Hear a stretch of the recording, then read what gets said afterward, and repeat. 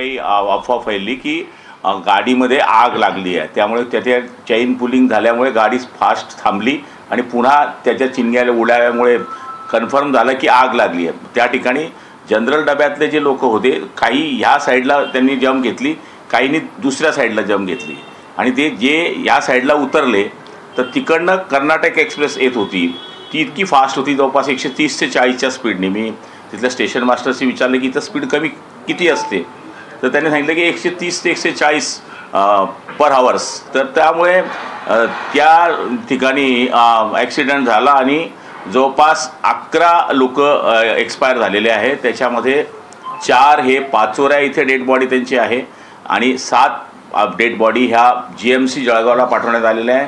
Collector, ASP, सगळे DRM, सगळे अधिकारी तिथे आमचे उपस्थित आहे, मेडिकलचे सगळे लोक तिकडे उपस्थित आहे आणि त्या 4 डेड बॉडी आहे, त्या 4 डेड बॉडीसुद्धा आता आम्ही काही वेळामध्ये GMCमध्ये हलवतो आहे। त्याचबरोबर त्या ठिकाणी 4 लोक गंभीर जखमी अजून आहे, म्हणजे म्हणजे काय होईल त्यांचंही सांगता येत नाही। त्यांना आपण खाजगी वृंदावन म्हणून एक हॉस्पिटल आहे, तिथे ॲडमिट करण्याकरता सुविधा करून ठेवलेली आहे आणि जवळपास 7 जण आहे ते त्यांना किरकोळ जखमा आहे। त्यामुळे मला तरी असं वाटतं की गैरसमजूतून म्हणा किंवा याच्यातून म्हणा ही दुर्घटना झालेली आहे, पण ही दुर्घटना इतकी भयानक आहे की त्याचं वर्णन आपल्याला करता येत नाही। आता झालेली घटनेला आता पुढची चौकशी होईल, हा विषय वेगळा आहे, पण केंद्र सरकारने याच्याकरता मदत करावी अशी विनंती केंद्र सरकारला आपण करणार आहोत। राज्याच्या या ठिकाणी योगायोगाने जळगाव जिल्ह्याच्या मंत्री रक्षा खडसे ह्या कॅबिनेट राज्यमंत्री आहेत, त्यांनाही मी कळवलेलं आहे की केंद्र सरकारकडनं या कुटुंबियांना मदत मिळावी, पण झालेली घटना फार हृदयाला धक्का देणारी आहे। आणखी काही याच्यामध्ये प्रवासी आहेत का, या सगळ्या संदर्भातली काही माहिती मिळाली का? काही लोक आता ट्रॅफिक पण क्लिअर झाली आणि जी गाडी त्या स्टेशनच्या पुढे उभी होती ती आता पाचोरा स्टेशनवर हलवण्यात आलेली, त्यामुळे सगळं जे काय आहे तिथे आतापर्यंत ते सगळं क्लिअर झालेलं आहे। डेड बॉड्या ज्या आहेत त्या जळगावकडेही पोहोचवण्यात आल्या आहे, कारण की तिथून अंतर जळगावचं 40 किलोमीटर आहे आणि पाचोऱ्याचं अंतर 10 किलोमीटर आहे। पाचोऱ्यामधल्या ज्या 4 डेड बॉड्या आहेत त्या पण थोड्या वेळामध्ये तिकडे पोहोचणार आहे, म्हणजे 11 डेड बॉड्या ह्या GMC जळगावमध्ये जाणार आहे। अंधार झाल्यामुळे कुठेतरी या झालं वाटतंय, अंधार झाल्यामुळे रेस्क्यू ऑपरेशन करण्यासाठी त्रास होतोय असं देखील समोर येतंय, काय असं काही नाही। आता जस्ट 2 मिनिटापूर्वी मी कलेक्टरशी बोललो आहे, कलेक्टरचं म्हणणं आहे की सगळं क्लिअर झालेलं आहे, आता इथे आता काहीच नाही आहे। जे आता रुग्ण होते ते रुग्णांना मी त्यांना विचारलं असता ते म्हणले की सिव्हिलमध्ये आहे, पण तिथे जास्त अत्यंत तातडीचं असल्यामुळे त्यांना मी आदेश केले की आपण त्यांना खाजगीमध्ये लगेच त्वरित पाठवा। तर वृंदावन हॉस्पिटल एक चांगलं हॉस्पिटल आहे, तिथे आम्ही त्यांना वर्ग केलेला आहे। आग लागल्याची सुरुवातीला अफवा म्हणून बोललं जात होतं, पण नेमकं काय घडलं? अफवा होती की खरोखर आग लागली होती? आता ते स्टेशन मास्टरचं असं म्हणणं आहे की त्या ठिकाणी अफवा आहे असं त्यांचे प्रथम दर्शनी आलेलं आहे, त्यामुळे चेन पुलिंग झाली। चेन पुलिंग झाल्यामुळे ती गाडी एकदम चालण्या स्पीडमध्ये जर थांबली तर चिंग्या खाली उडतात, हे आपण सगळ्यांना माहिती आहे। त्यामुळे पुन्हा त्याच्यावर शिक्कामोर्तब झालं की खरंच आग लागली आहे। म्हणजे पण आग लागली होती का फक्त त्या चिंगाऱ्या होत्या, नेमकी काय? आग लागलेली नाही आहे, आग लागली नव्हती, म्हणजे अफवा होती आणि चैन पूल केली आणि त्याच्यानंतर ज्या चिंगाऱ्या उडाल्या त्यामुळे लोकांना वाटलं की खरोखरच आग लागली। जी तसंच होतं सर। आता हा मृतांचा आकडा आहे तो अधिक वाढण्याची शक्यता आहे, त्या संदर्भात काय अधिक माहिती आहे? हे बघा, आता 4 लोक तर अत्यंत गंभीर अवस्थेमध्ये आहे, त्यामुळे काय होईल काही सांगता येत नाही, कारण की हा आकडा 15पर्यंतही जाऊ शकतो, कारण की 4 एकदम सिरियस आहे असं कलेक्टरांचं म्हणणं आहे आणि 7 जे आहेत त्यांना कमी जखमा आहेत, ते सुरक्षित आहे। मृत्यू झालेले यांचा काही ओळख पटलेली आहे का, कुठले काय, त्या सगळ्या संदर्भातली काही माहिती समोर आली आहे का? तर प्राथमिकता अजून तशी काही माहिती नाही आलेली, पण त्यात पहिली गोष्ट होती की त्यांना तिथून उचलणे, त्यांना हॉस्पिटलमध्ये नेणे, जे जखमी आहे त्यांना पोचवणे। म्हणजे काही वेळ तर कलेक्टरने आमचं सुद्धा बोलणं कमी होत होतं, याचं कारण त्यांना मी पहिले सांगितलं की माझ्याशी बोलण्याच्या ऐवजी पहिले तुम्ही तिथं करा, नंतर माहिती येत असेल ती येईल, पण कोणी जर आपल्या लवकर पोचल्याने लवकर मदत केल्याने वाचत असेल तर ते सगळ्यात महत्त्वाचं आहे, ते मस्ट आहे। तर त्या पद्धतीने आपण आपल्यापर्यंत जे करता येईल ते केलेलं आहे। नाना पटोले यांनी यावरूनच टीका केलेली आहे, त्यांचं म्हणणं आहे की रेल्वेच्या कवच योजनेचं काय झालं?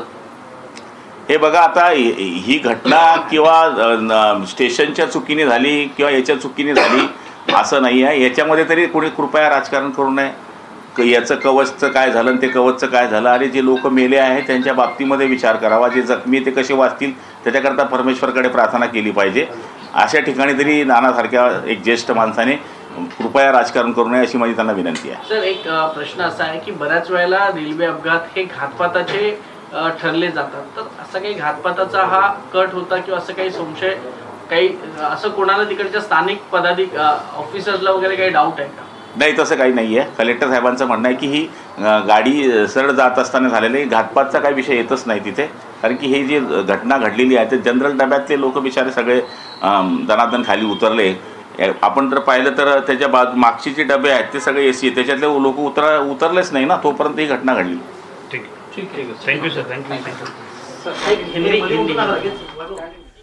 गुलाबराव पाटील हे माहिती देत होते स्थानिक स्तरावर कशा पद्धतीनं हा अपघात झाला या संदर्भात त्यांनी स्थानिक प्रशासनासोबत माहिती घेतल्यानंतर बोलून माहिती घेतल्यानंतर ती माहिती ते पत्रकारांना देत होते.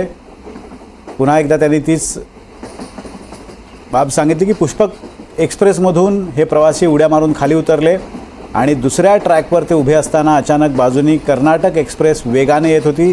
या एक्सप्रेसचा वेग साधारण 130 ते 140 किलोमीटर प्रति तास इतका प्रचंड होता. त्यामुळे या प्रवाशांना ट्रेन दिसून तिथून ते हलण्यापूर्वीच या ट्रेननं या प्रवाशांना चिरडलं. यामध्ये 11 जणांचा आत्तापर्यंत मृत्यू झाला आहे आणि गुलाबराव पाटलांच्या म्हणण्यानुसार आणखी 4 जणांची प्रकृती गंभीर आहे. मृत्यूचा आकडा वाढू शकतो अशा स्वरूपाची स्थानिक प्रशासनाकडून माहिती मिळते. त्याच माहितीवर गुलाबराव पाटीलसुद्धा शिक्कामोर्तब करत आहेत. अपघात कसा झाला पहा. पुष्पक एक्सप्रेस येत होती त्यावेळेला आगीची अफवा डब्यामध्ये पसरली आणि कुणीतरी चेन पुल केली, म्हणजे चेन खेचली. आपत्कालीन परिस्थितीत गाडी थांबवण्यासाठी जी चेन असते ती खेचली आणि ती चेन खेचल्यानंतर ट्रॅक आणि चाकं यामध्ये ठिणग्या उडू लागल्या आणि त्या ठिणग्या पाहिल्यानंतर या अफवेवर शिक्कामोर्तब झाल्यासारखं अनेकांना वाटलं आणि आगीच्या भीतीनं यातल्या अनेकांनी ट्रेन थांबत असतानाच ट्रेनमधून उड्या मारल्या आणि ज्या पद्धतीनं दुसऱ्या ट्रॅकवर ते आले त्याच वेळेला बाजूनी कर्नाटक एक्सप्रेस भरधाव वेगानं जात होती. 130 ते 140चा या एक्सप्रेसचा स्पीड होता. त्यामुळे त्या एक्सप्रेसच्या चालकालाही नियंत्रण ठेवणं मुश्किल झालं आणि या एक्सप्रेससमोर हे 11 जण मृत्युमुखी पडलेत. अजूनही काही जण गंभीर जखमी आहेत. काहींवर पाचोऱ्यामधल्या रुग्णालयात उपचार सुरू आहेत. 4 जणांची प्रकृती मात्र गंभीर आहे. त्यामुळे मृतांचा आकडा वाढू शकतो अशी भीती स्थानिक प्रशासनाकडून व्यक्त केली जाते. सध्याची ही दृश्य आपण पाहतोय. ज्यावेळेला अपघात झाला त्यानंतर ॲम्ब्युलन्स या घटनास्थळावर पोहोचल्या होत्या. अनेक ॲम्ब्युलन्स दाखल झाल्या. ॲम्ब्युलन्समधून अनेक जखमींना स्थानिक स्तरावरच्या रुग्णालयात दाखल करण्यात आलं. वृंदावन नावाचं एक पाचोऱ्यात रुग्णालय आहे. त्या रुग्णालयात अनेकांना दाखल केल्याची माहिती आत्ता काही वेळापूर्वी गुलाबराव पाटलांनी दिलेली आहे. त्यापूर्वी किशोरप्पा पाटील स्थानिक आमदार पाचोऱ्याचे त्यांनीसुद्धा माहिती दिली. त्यानुसार 3 ते 4 ॲम्ब्युलन्स त्यांनी स्वतः या घटनास्थळाकडे रवाना केल्या होत्या. त्यापैकी एका ॲम्ब्युलन्स ड्रायव्हरशी त्यांचं बोलणं झालं. त्यावेळेला त्या ड्रायव्हरने त्यांना सांगितलं की 6 मृतदेह घेऊन हा ड्रायव्हर पाचोऱ्याच्या दिशेनं रवाना झाला होता आणि आता मृतांचा आकडा 11 असल्याचं कळतं आहे. महेश्वर रेड्डी स्थानिक SP यांनी NDTV मराठीशी बोलताना ही माहिती दिली होती आणि गुलाबराव पाटलांच्या माहितीनुसार आणखी 4 जण गंभीर जखमी आहेत. त्यामुळे अजूनही मृतांचा निश्चित आकडा सांगता येत नसल्याचं ते म्हणाले. अनेकांची प्रकृती गंभीर आहे. वृंदावन नावाचं खाजगी रुग्णालय आहे, तिथं त्यांना दाखल करण्याची व्यवस्था केलेली आहे. प्रशासनानं तशा स्वरूपाचे आदेश त्या रुग्णालयाला दिलेले आहेत. गिरीश महाजन काही वेळापूर्वी या घटनास्थळावर दाखल झालेले आहेत. ते सुद्धा स्थानिक प्रशासनाकडून या सगळ्याची माहिती घेत आहेत, आवश्यक त्या सूचना करत आहेत. ताजी दृश्य आणि काही वेळापूर्वीची दृश्य ज्यावेळेला अपघात झाला त्यानंतर आसपासच्या गावातल्या नागरिकांनी इथं घटनास्थळी धाव घेत स्थानिक प्रशासनाच्या मदतीनं अनेक जखमींना घटनास्थळावरून बाहेर काढलं, रुग्णालयाच्या दिशेनं रवाना केलं. साधारण 4 ते 4:15च्या सुमारास हा अपघात घडल्याचं समजतं आहे. रेल्वे प्रशासनानं जी माहिती दिली आहे त्यानुसार चेन पुलिंग झाल्यानं ट्रॅक आणि चाकांमध्ये घर्षण निर्माण झालं आणि त्यातनं ठिणग्या उडाल्यामुळे आग लागल्याची अफवा पसरली आणि त्या भीतीपोटी अनेकांनी ट्रॅकवर उड्या मारल्या आणि शेजारून जाणाऱ्या कर्नाटक एक्सप्रेसनी या प्रवाशांना चिरडलं आणि यामध्ये 11 जणांचा आत्तापर्यंत मृत्यू झाल्याची माहिती समोर येते.